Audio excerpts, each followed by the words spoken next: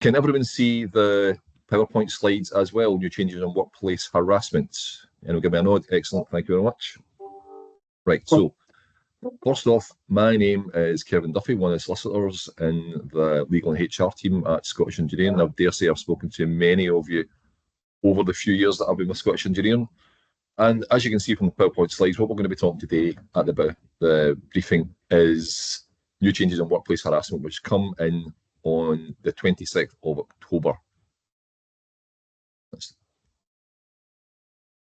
Okay. Ultimately, it's to involve and tell you what's going to be coming in and regarding sexual harassment and the new regulations and new statutes that are coming in, which is in a time that imposes new obligations on the organisation. So, and there is new guidance. Somebody speaking there, because again, I'll ask you all to go on mute, please, just so not to interrupt. That'll be grand. And obviously, the new ECHR, the Equality and Human Rights Commission. So, a slight mistake on that slide. EHRC it should be. So, workplace harassment.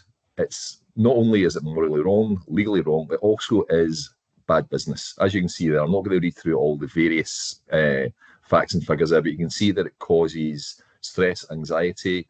There are issues with resignation. There are issues with productivity. It costs the UK government, sorry, it costs the UK economy and individual businesses a serious amount of money. So rather than concentrating on your core business, you're having to deal with grievances, you're having to deal with upset employees who are not going to be as productive and as happy as they could be. So what is workplace harassment? So basically it's any sort of unwelcome behaviour or conduct that creates that intimidating, hostile, degrading, humiliating or offensive working environment. And it can take very many forms, okay? It can be verbal, it can be physical, it can be actions or non-actions, like excluding somebody from the conversation or excluding people from various workplace activities for no reason other than, for example, what's mentioned there, protected characteristics like gender, race, religion, age, sexual orientation, disability, things like that. So all of these, if any of these actions or inactions are based on a protected characteristic, then it becomes unlawful harassment under the Equality Act, Section 26 of the Equality Act. Some people don't necessarily realise is that harassment can also be what's intended. It's the purpose or effect of the harassment or the actions on the person that is taken into account. So somebody who perhaps doesn't have the best social skills, for example, or doesn't have a good awareness, can carry out actions with perhaps good intentions, but it can ultimately be harassing as well if objectively and subjectively for the person who is the alleged victim can feel that way as well. So all the facts and circumstances of each individual case will be taken into account. Now, as you can see from that slide there at the very top, there are new changes coming in from the 26th of October 2024. Ultimately, as the headline, it means that companies are going to have to be more proactive on the area of sexual harassment. Just now, it is slightly reactive. If somebody raises a grievance about having been sexually harassed, then the company needs to investigate it and deal with the alleged perpetrator if there is any action. However, what is going to be happening from 26th of October 2024 is that there are more proactive steps will be required by the company. So as it says there on the PowerPoint slides, okay, it's enhanced protections, clarification on the employer's responsibilities, i.e. more responsibilities, and basically companies need to be more slick on the way that if somebody reports it, how they investigate it thereafter as well. And if you get it wrong, unfortunately, as for the final bullet point there, a tribunal can award an uplift on any compensation that is awarded to the victim. So let's move on. Main thing here is preventative measures and training have to be put in place by the company to your members of staff, especially your line managers, to basically ward them off from carrying out any harassment and tell them what you expect of them, give them training on what is acceptable and what is not acceptable, and then you have to monitor the training as well. So it's not just a one-off tick box exercise. We did the training 3 years ago and that's us covered. That's not the case at all. It has to be regularly refreshed, perhaps once a year, toolbox talks, emails, or line presentations at fairly regular intervals from the company. As per the Equality and Human Rights Commission there, the new duty is anticipatory. That means it's done in advance of the thing that happens. That's why I mentioned the word proactive earlier on. And all, as you can see here, you should have policies, procedures for handling complaints, be that your grievance policy, whistleblowing policy, something like that. And it's all to try and ensure that safe and respectful working environment. So again, if everybody feels safe and content at their workplace, then they're going to be more productive. There's going to be fewer, hopefully fewer grievances, because as you know, grievances are not just one-off actions. It requires management intervention. It has to be it has to be investigated. An outcome has to be given to the person who's complained, perhaps with the right of appeal as well, if they're unhappy with what the response is. And if there is any wrongdoing by a member of staff, that might require further management intervention, be it disciplinary action or putting the person on some sort of performance management regime. Again, all of that takes up management time and takes you away from your core business. So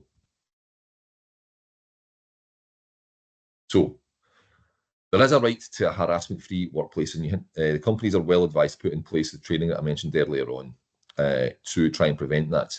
Now, the second bullet point here, does that relate to third parties? So things like contractors, customers, members of the public. Does the company have to protect your staff against those people? The answer is legally no.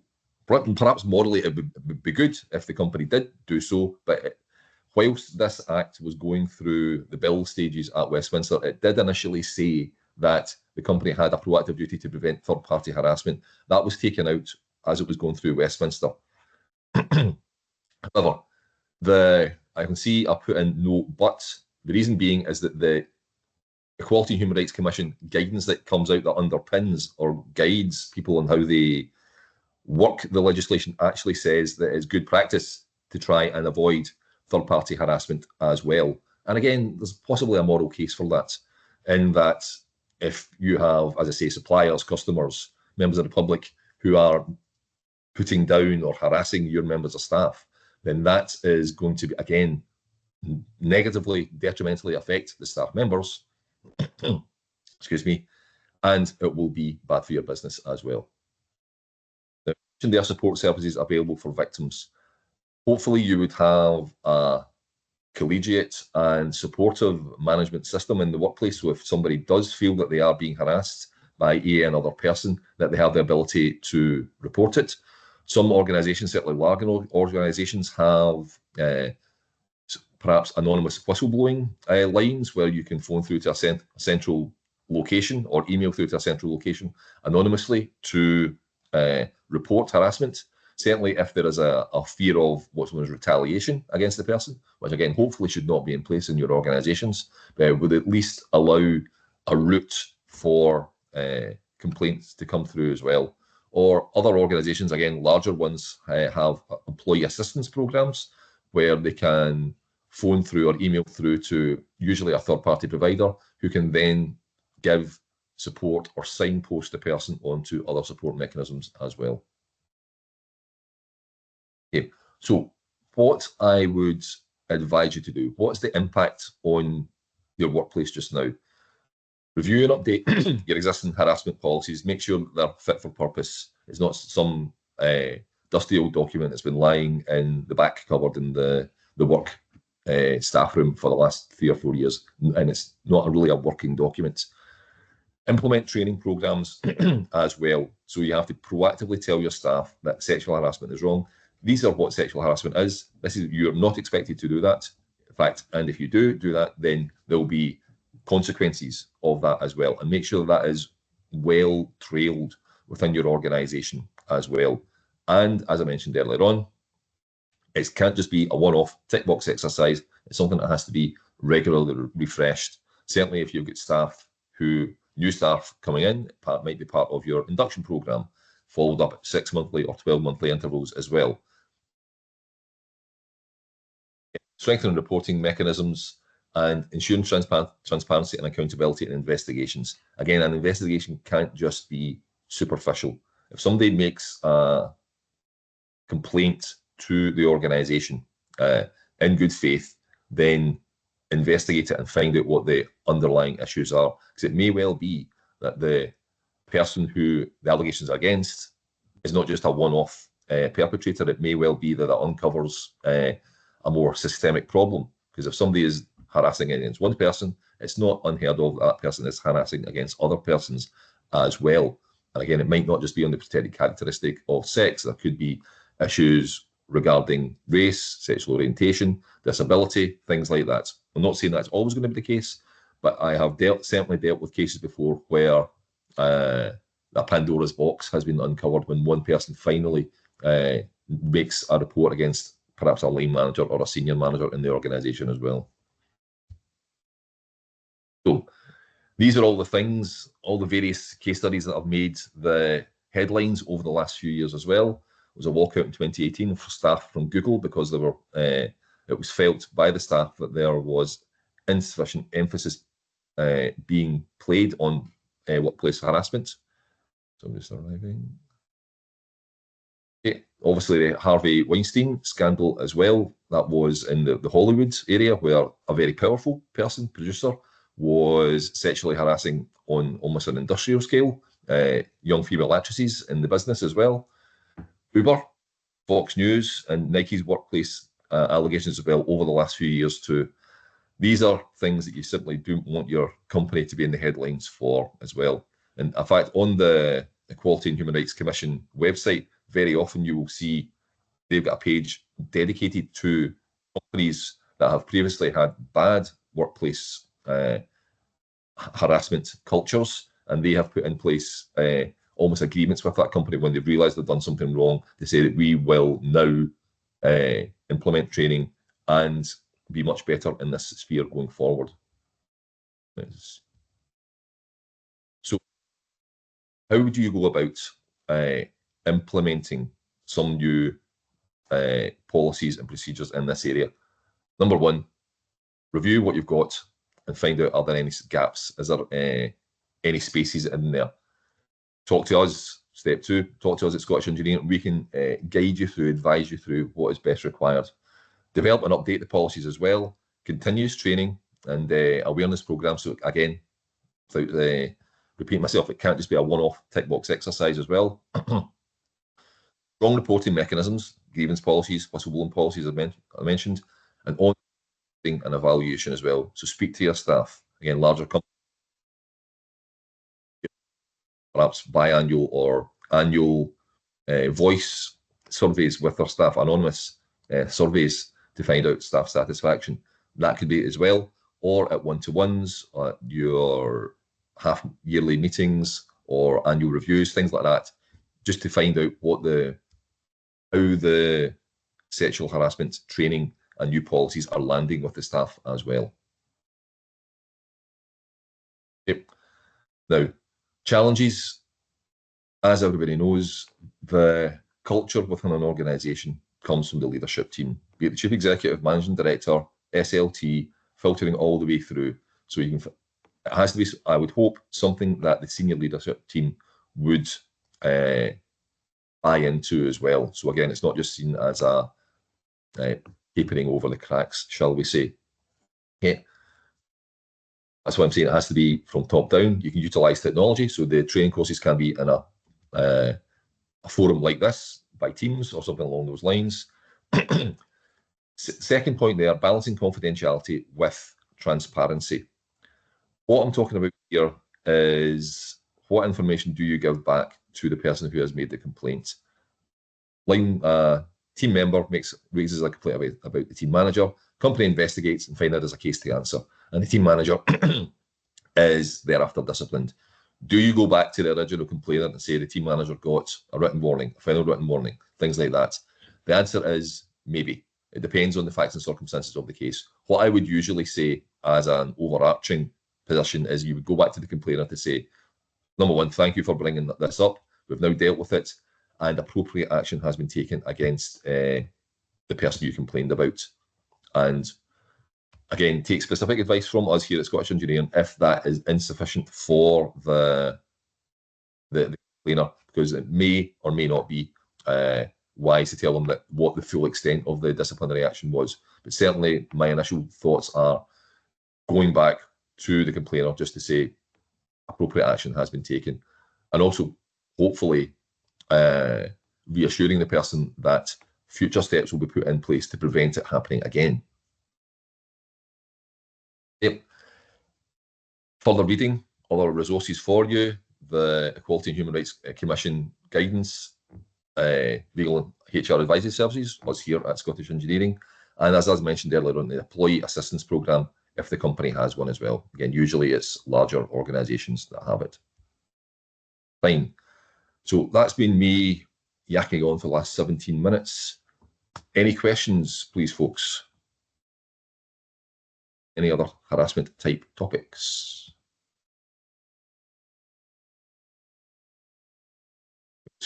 Stunned into silence. Ronnie, hello. Morning. Good morning, Ron. How are you doing? I asked a quick question earlier about whether the slides are being shared, because I was frantically trying to take notes as you were yes, through this. Yes, I shall send out the slides and a link to the recording as well. Excellent. Okay. On the members area of the Scottish Engineering website, is there an example policy that we can refer to compare to what we've got already? What I will do is I'll double check that, and if there isn't one, I will ensure that there's a template policy sent out with the slides as well. Okay, thank you. No problem. Any further questions? Yeah, one from me, please, Kevin. Yeah, go for it, please. Okay, it's another policy question. Yeah. So I've read conflicting information on this, whether or not we should have a separate policy covering this new legislation, or whether or not we can just ensure our current policies are very clear on the legislation and our commitments to adhering to it. I mean, I'd welcome your advice on that. Should we separate out, or could we incorporate it? If your grievance policies or whistleblowing policies or current reporting policies are already fit for purpose, then I would be happy for them to be sufficient for people to report sexual harassment via that as well. I mean, it might be worth putting in an extra paragraph to make reference to the new legislation to say that the company especially take care to investigate meets our obligations. Yeah, to meet our obligation. Yes, does no harm to mention it within the body of an existing policy as well. But I'm not one for having policies for absolutely everything where there's a significant degree of overlap. If you can have one generic's the wrong word, but one accurate policy that deals with a number of different situations, then that is a more efficient way of dealing with it, in my view. Great, that's what I would like to do. But yeah, other places are saying have a separate policy. But no, thank you for that. Appreciate it. I would say that. Laura, you get your hand up. Yeah, can I just sort of double check, because obviously we are referring to sexual harassment, but in our policies and training we should make it for all types of harassment. Is that correct? Obviously because of the issues covered by the protected characteristics as well. So I'm just wondering if my wording should be, you know, all types of harassment that potentially could occur, or should we specifically be stating sexual harassment? Because the legal risk comes from doing sexual harassment training, then that should be the emphasis on it. But it would do no harm to have one particular slide to say that harassment on the other protected characteristics is not acceptable either. Okay, thank you very much. Yeah, most certainly. Right, do we have any other hands up? If so, yes, we do. Ronnie again, hello. Hi, sorry. Just on the training, is that for all employees or just those that lead teams? So do we have to train everybody?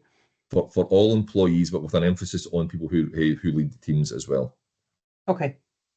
So it would be slightly different then, do you think, for leaders to employees? Well, for the leaders, they will need to have some sort of training on how can I say, receive the complaints as well, because it may well be that it's for example, peer-to-peer within a team that there is harassment. And perhaps the first route of reporting that would be to the team leader. So they would need to understand what to do in the situation when a complaint is raised to them. Okay, yeah, thank you. And Laura again. Yeah, sorry again. Just obviously training's required for everybody, and it's all coming in force at the end of October. Right. So would it be reasonable to have your plans in place of what the training was going to be rolled out over a period of time, or what? Or is it better maybe to have some online training that would be done by October? I mean, the law comes in on the 26th of October. That's when it comes into force. So the obligations on the companies kick in at that point. I mean, if you've got a huge organisation with thousands of staff, then it will be logistically difficult. So it becomes basically a risk management decision. Do you put it into areas where, do you put your initial training into areas where you feel there is perhaps an initial problem, and thereafter roll out to other departments where you feel there is less risk? That would be a sensible way to do it in my view, because rather than boiling the ocean, shall we say. Yeah. Okay, that's great. Thank you. No problem. Right. Any further questions? Okay, right. Before I let you go then, the only last thing I would say on another topic is that on the 4th of October, Friday the 4th of October, we have an in-person breakfast briefing at the Scottish Engineering office in Glasgow, specifically on the area of neurodiversity in the workplace. My colleague, my boss, Lindsay, will be presenting it along with a guest speaker who is very familiar in that area as well. I can send out the link to register for that with the slides that will be going out as well later on. But I just wanted to flag that that's a very interesting in-person breakfast briefing on neurodiversity, which I would hope that many of our Scottish Engineering member companies would be interested in. And on that note, unless there are any final questions, I'll bid you good morning and let you get on with the rest of your day. Okay, folks? Thank you. Take care. Thanks, Kevin. Thank you. Bye. Bye-bye. Thanks very much. Bye-bye. Thank you.